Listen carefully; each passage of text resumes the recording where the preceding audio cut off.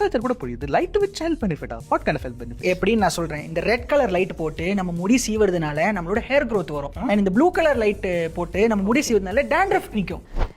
இப்போது இந்த light therapy அப்படிங்கிறது உண்மையாலுமே வேலை செய்தா இல்லையா அப்படின்னு கேட்டிங்கன்னா, எவிடன்ஸ் பேஸ்டாக பார்க்கும்போது எஸ், இட் ஆக்சுவலி ஹெல்ப்ஸ்.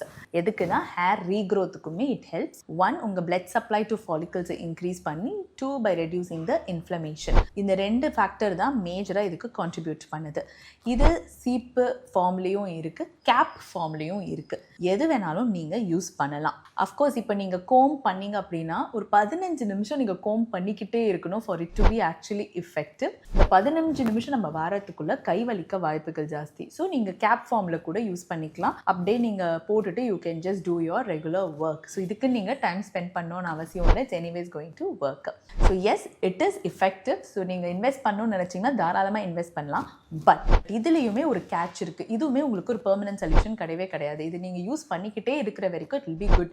நீங்கள் நிறுத்திட்டீங்க அப்படின்னா கண்டிப்பாக உங்கள் growth கம்மியாயிடும்.